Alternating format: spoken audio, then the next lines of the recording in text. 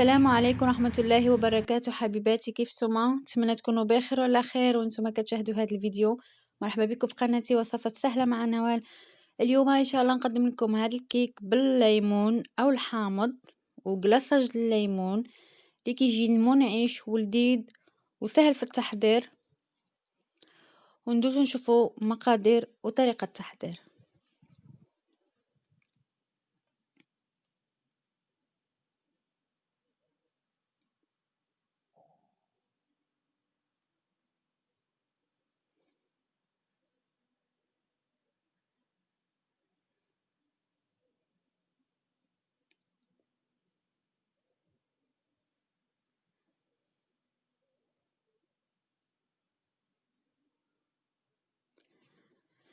اول حاجه غنحتاجو هنا 3 محبات من البيض. الا كانوا كبار عملوا 2 بيضات. هنا العبار غنعبر بالمعلقه 8 المعالق. عندي الحليب 8 المعالق، 8 المعالق من الزيت مائده، و8 المعالق من السكر سنيده، ساشيه من الفانيلا، وساشي الخميره كيماويه او باكين باودر، والطحين كيبقى على حسب البيض وحسب نوعيه الطحين، وواحد ملعقه كبيره من الكاكاو. اول حاجه ناخذ البيض يكون بدرجة الغرفة، يعني درجة الحرارة. هنا كان عندي البيض كبار شوية. إلا كان عندكم كبير عملوا غير 2. إلا بغيتو الكيكة ما تجيكمشي عالية.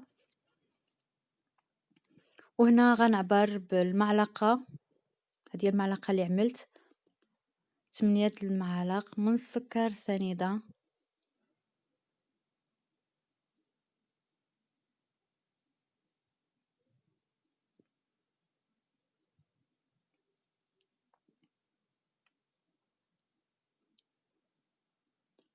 وغنعملو ساشي من فانيلا. إلا كان عندكم سائلة عملوها، وغنطربو مزيان حتى كيتضاعف الحجم وكيرجع اللون بياض.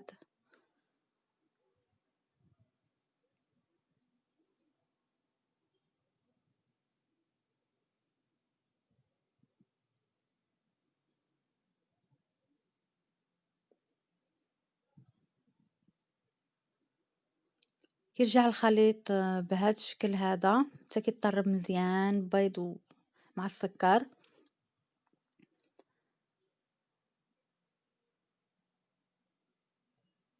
ودابا غنزيدو العناصر اللي باقا.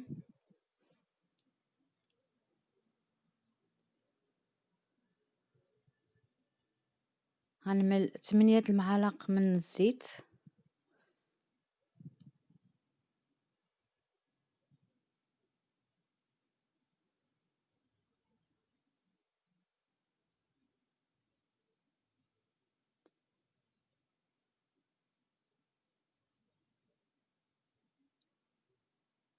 ونخلط شويه باش ينسجم الزيت مع الخليط، ونزيدو الحليب.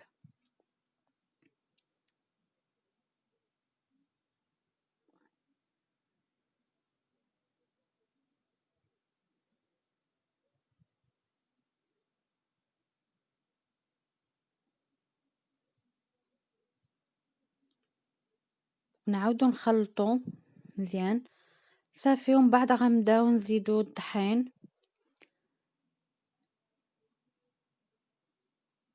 وكيبقى الطحين على حسب النوعيه. عبرت بالمعلقه شحال دالي ما بين البيض ونوعيه الطحين اللي عندي. درت لي 21 معلقه، ولكن دائما كيبقى حسب البيض اللي استعملته واش كبير ولا صغير، وحسب نوعيه الدقيق. انا الدقيق هنا عندي كيتشرب بزاف،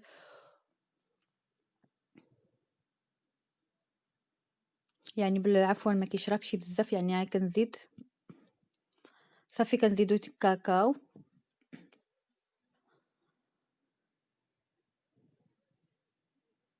ولا بغيتو الخليط تخليوه ابيض مع اللي بغيتو.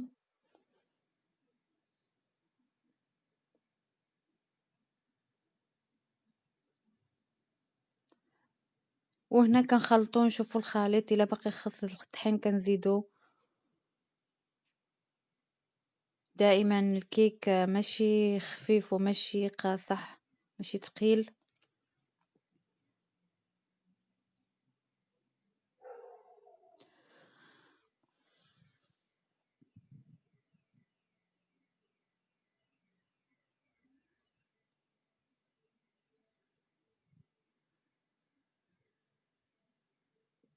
الخليط خصو يكون بهذا الشكل هذا.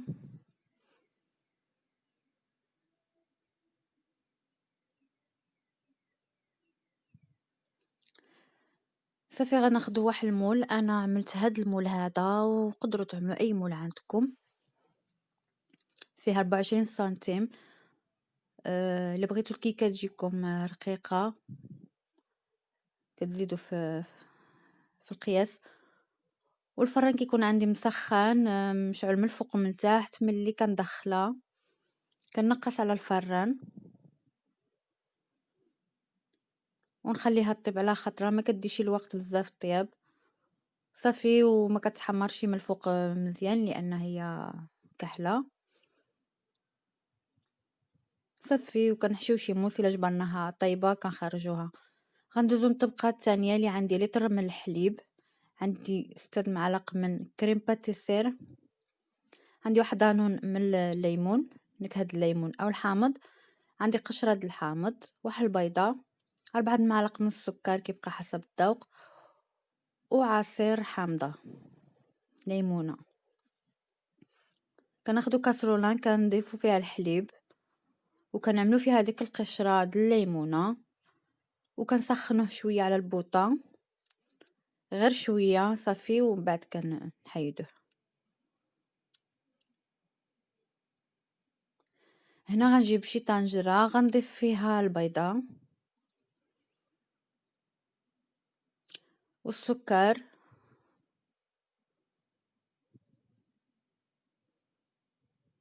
كنخلطو مزيان.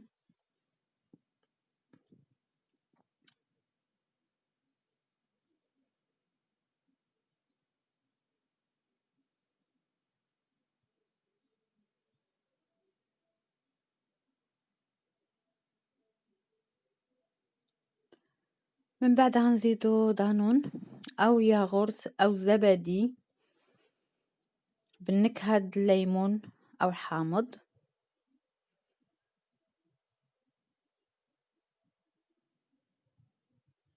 تقدروا تعوضوه بالفانيلا. كنزيدو عصير حامضه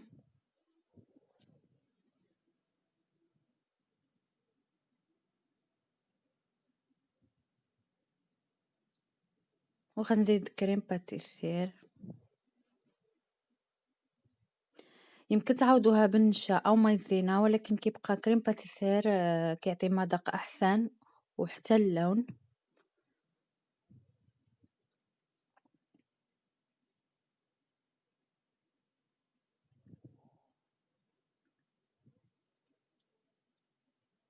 صافي كنخلطو مزيان، من بعد كنحيدو الحليب ملي كيكون سخان على البوطه.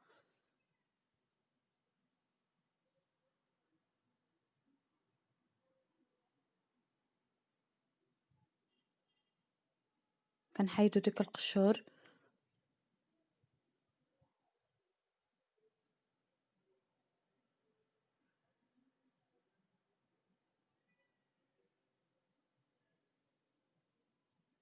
وغنبقى نزيدو على الخليط بشويه بشويه حتى كنسالو الحليب اللي عندنا.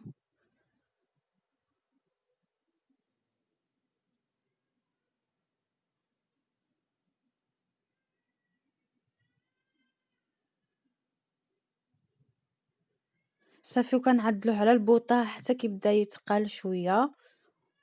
صافي بهذا الشكل هذا. ومن بعد كنحيدوه على البوطه ومباشره ملي كطيب الكيكه وكتكون بردات مسكت 8 دقائق باش كتكون دفات كنضيفوه على الكيكه. صافي كنحشيت لها الموس باش شفتها طيبه ولا لا. صافي ومن بعد كندخلوها للثلاجه حتى كيبرد مزيان وكيتماسك. ندوزو نشوفو الطبقه الثالثه اللي هو كلاصاج.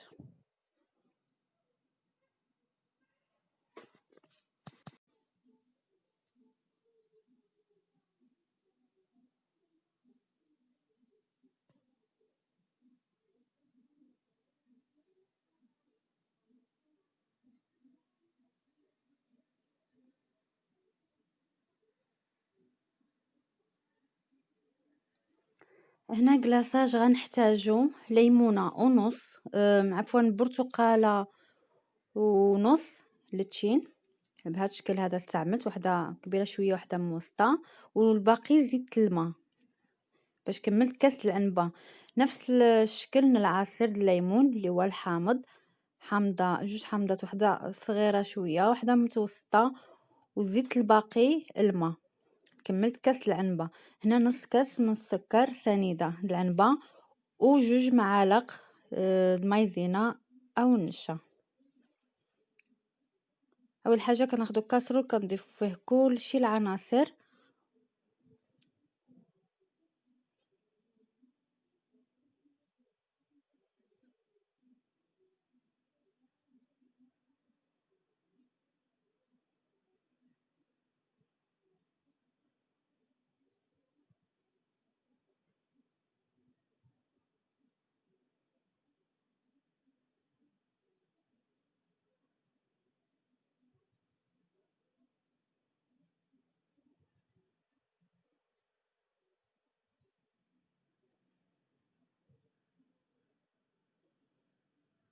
صافي، وكنعملوه على البوطه حتى كيعقد شويه، وعاد كنحيدوه على البوطه.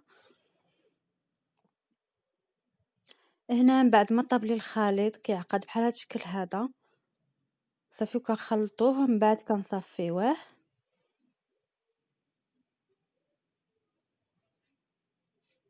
وكيكون عندنا كلاصاج واجد. من بعد كنخرجوا الكيكه ديالنا من الثلاجه، وكيكون دفا عنا هاد كلاصاج، وكنضيفوه على الطبقه الثانيه بشويه بشويه.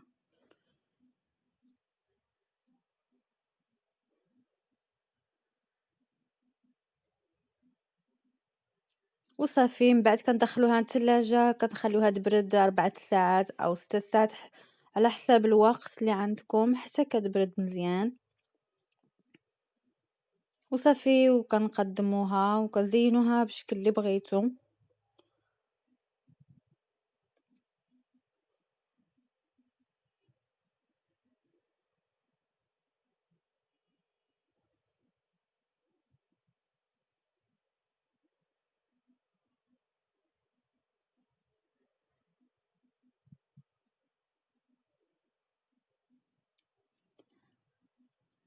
وهذا هو الشكل النهائي ديال كيكه بالحامض. انا زينتها بقطع من الحامض او الليمون بهذا الشكل هذا. كيبقى تزيين اختياري.